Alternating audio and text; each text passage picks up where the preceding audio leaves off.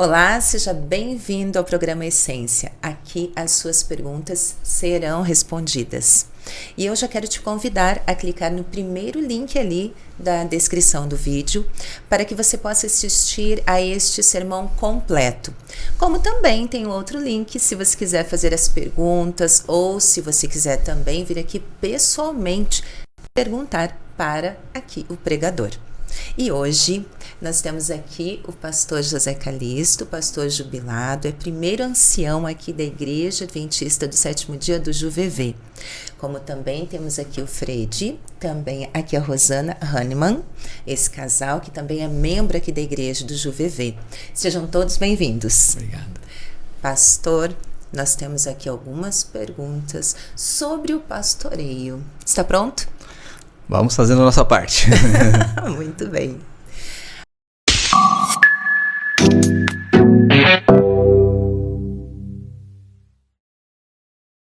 Nossa primeira pergunta é: de que forma a tecnologia e as redes sociais têm impactado a prática do pastoreio dentro das comunidades cristãs? Olha, eu poderia dizer que tem impactado positivamente e negativamente, tá? É muito interessante a tecnologia nas mãos aí dos pastores, dentro do ministério.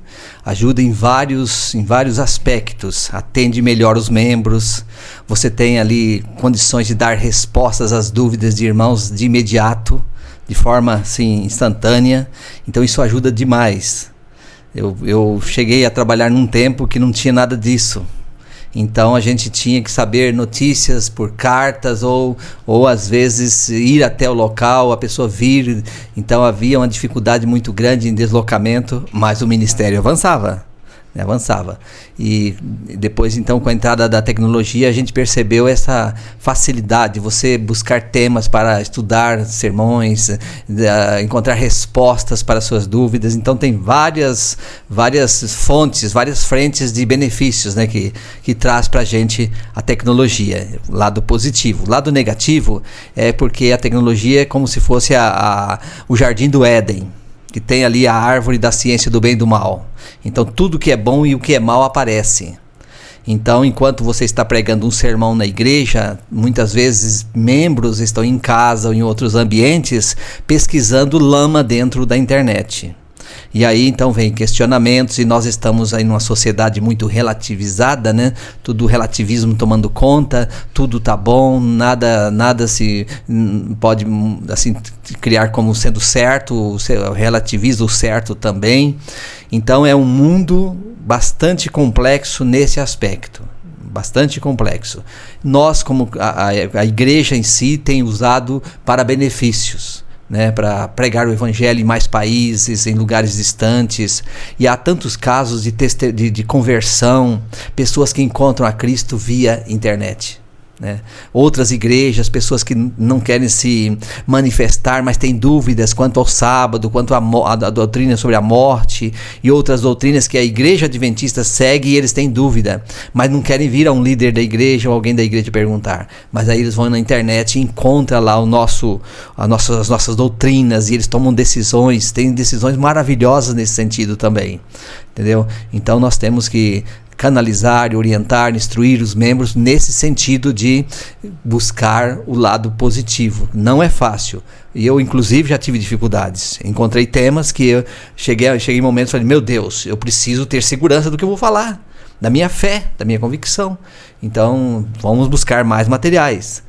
Então, para ver fontes. Eu gosto muito de líderes da igreja que são de peso, assim, que eu conheço, né, que são teólogos mais profundos nas áreas da Andrews, do NASP, e vou buscando essas fontes, e sempre paralelo à Bíblia e o Espírito de Profecia.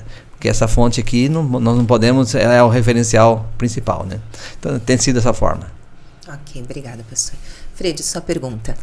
Pastor, no sermão de hoje sobre pastoreio, o senhor deu alguns exemplos de pastoreio no seu ministério de 30 e poucos anos, e a gente se motiva com isso. E eu gostaria de ouvir mais um exemplo de pastoreio do seu ministério, para a gente ficar mais motivado ainda em seguir nossa parte. Olha, se fosse dar asas ao tempo, nós ficaríamos aqui muito tempo conversando, porque sempre tem alegrias, proteção de Deus, dos anjos de Deus no trabalho que se realiza. Mas uma coisa que me chamou muita atenção no meu ministério foi quando eu estava no distrito de Madureira, no Rio de Janeiro, e a divisão me chamou a mim, logicamente minha esposa está sempre comigo, né? Então, para trabalharmos na Bolívia, dar aula de teologia na Faculdade Adventista da Bolívia. E lá é uma outra cultura, uma outra realidade, a língua era também um fator preocupante, mas a gente percebeu como Deus foi dirigindo as coisas. Às vezes alunos que não conheciam bem, queriam levar de qualquer jeito, então até eu chegava a brincar. O espanhol eu não falo bem, mas eu estou sendo pago para dar aula de teologia. Então vocês aprendem o português de graça, então aproveita isso aí. E a gente ia assim, tocando barco. Um dia, por exemplo, uma semana depois, em torno disso, uma semana ou duas que eu havia chegado lá, estava já em aula, 2 alunos espanhóis chegaram e disseram: pastor, eu não estou entendendo o que você está falando. Ou seja, não estava entendendo o que eu estava falando, né? Aquilo me cortou muito o coração. E então eu saía nos mercados quando eu tinha tempo, em lugares públicos, para trocar o chip da memória, né, para colocar o espanhol. E depois, então, com o tempo normalizou e deixou muita saudade o nosso tempo ali naquele lugar. É lógico que para sair daqui foi uma dificuldade maior, porque minha filha estava estudando na Argentina, num seminário nosso lá na Argentina. O meu filho estava em São Paulo e minha filha já estava voltando para o Brasil. E agora nós saímos do Brasil. Então foi uma situação de resignação, né, da minha esposa principalmente, mas Deus conduziu em todos os passos. Então ver isto é muito importante. Fora outros aspectos, eu poderia citar saúde da minha esposa. Eu morava numa capital, em Vitória, e lá morava 5 minutos da casa da minha sogra.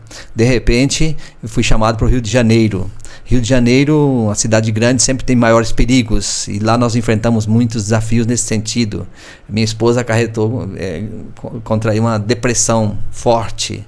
Então, num momento de crise, que nós não sabíamos se ficaríamos ali ou não, se pediríamos para sair ou não. Então eu cheguei a pensar, espera aí, se Deus trouxe para cá, Ele vai ajudar aqui. Porque se eu sair, outro terá que vir. O que eu sou melhor do que o outro? Não tem sentido. Então, decidimos permanecer. Mas no momento auge da crise, nós lemos no livro da irmã White, dizendo assim: Deus tem seus servos nas grandes cidades. Enquanto eles trabalham, os anjos cuidam da sua família. Então, aquilo para nós foi um bálsamo. E por 15 anos ficamos ali, trabalhando em diversos lugares. Sempre tivemos a proteção divina. Isso é o mais bonito que a gente pode ter na vida, né? Saber, ver a mão de Deus dirigindo tudo. Muito bem. Obrigado. Rosana, sua pergunta.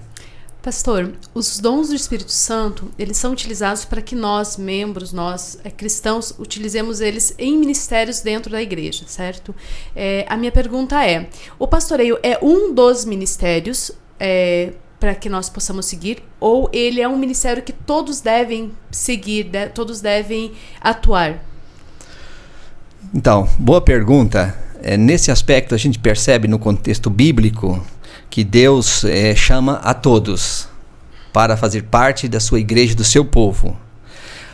Dentre os que ele chama, que estão na sua igreja, ele escolhe alguns para ministérios diferentes. Tem um ministério profético, por exemplo, Deus chama aquele para ser profeta, já não chamou o outro para ser profeta. Mas Paulo fala que é como o nosso corpo. Todos os membros do corpo, nenhum é mais importante que o outro. Todos são importantes e necessários.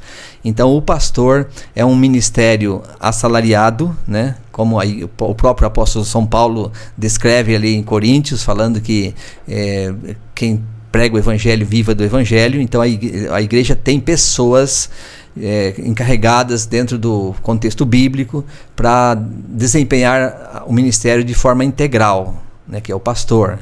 E o pastor também é um chamado especial, né, porque pastor não é para qualquer um e não se faz de qualquer jeito também, né?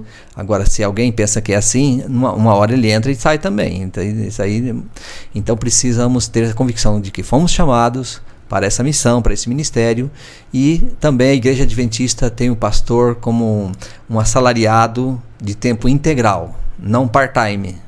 Ou algumas denominações, né, tem só a parte do tempo. Até nos Estados Unidos, na Igreja Adventista, tem esse sistema de parte do tempo pastor e parte do tempo para outra atividade. Aqui na América do Sul, a igreja tem o sistema 100% dedicado à igreja.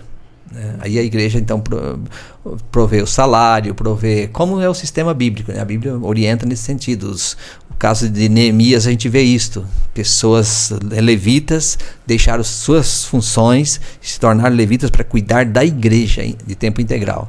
Então a igreja faz isto, mas esses pastores estão na igreja para ter o apoio dos membros, para poder então se organizarem e levar a missão, pregar o evangelho, né? Tem essa linha, e tem sido muito interessante, porque o formato da Igreja Adventista, quem conhece mais a fundo fica admira, porque é um formato de muita segurança, a pessoa não fica ali por um salário, fica ali por uma missão. Por uma missão. Não ganha muito a ponto de esnobar. Às vezes tem um privilégio a mais, muitas vezes a esposa trabalha ou tem uma herança, alguma coisa. Mas ele fica ali porque tem uma missão por trás disso. Uma missão. Então tem sido assim. Ok, obrigado, pastor.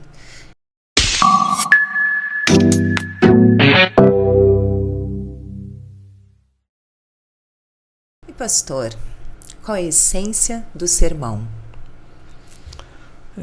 Eu tirei para mim a essência do sermão é pastorear e fazer um pastoreio segundo o coração de Deus, né? Porque se você tem a convicção, como eu tive quando juvenil ainda, aliás na infância, né? Na infância, depois que eu tive quase perdi uma perna. E aí o médico até falou, vai ter que cortar a perna desse menino, que eu tinha caído uma árvore, etc. É uma história, mas eu estou resumindo aqui. E aí então eu senti que quando o médico falou, você vai ser obediente ao seu Deus e aos seus pais, eu disse que sim. E aquilo sempre me martelou na cabeça, estou eu sendo obediente a esse Deus, estou sendo fiel a esse Deus. E depois então, assim que veio o chamado, por volta de uns 11 anos, em torno disso, aí então eu disse, eu quero fazer teologia e vou ser pastor. Aí então eu fui para o colégio, estudei até a 8ª série em escola particular, escola municipal. Aí eu disse para o diretor, eu vim para ficar e vou ser pastor. Não quero estudar em outras escolas, eu quero estudar no seminário adventista e vou fazer teologia. Então eu já passei a viver o ministério a partir dali, né? Então o chamado de Deus, eu acho que é pastorear, então viver esse ministério pastoreando aqui, e temos procurado fazer a nossa parte, apesar dos limites humanos, mas sempre esse foco. Eu disse na mensagem e repito aqui, é maravilhoso ver pastores que amam fazer o trabalho de coração, é maravilhoso. É lógico que ninguém é perfeito, há momento que às vezes você vai corrigir A ou B, alguma coisa, ninguém quer saber. Às vezes muitos não querem saber disto, né? Mas cumprir esse ministério é um prazer, apesar dos desafios. Ok, obrigada, pastor. Bom, agradeço aqui a presença de vocês. Podem vir mais, tá? Bom. E pastor, pode encerrar para nós com uma oração? Pois não, vamos lá. Nosso maravilhoso Deus, nosso querido Pai, nós louvamos ao Senhor mais uma vez, porque o Senhor nos chamou para fazermos parte da tua igreja, do teu povo, a igreja que é a coluna e baluarte da verdade, segundo está escrito em 1 Timóteo 3,15.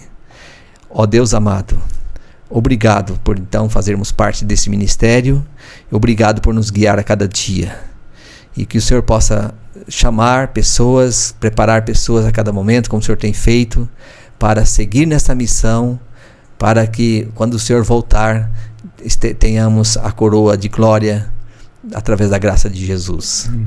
Obrigado pelos líderes que trabalham nesta igreja, por amor, que dedica seu tempo, que cumpre esse pastoreio de forma digna e de forma de coração também. Fica conosco, aceite o nosso agradecimento e toque no coração do nosso ouvinte, para que ele sinta que o Senhor o chamou também. Dá-nos a tua bênção agora em nome de Jesus. Amém, Senhor. Amém. Amém. Amém.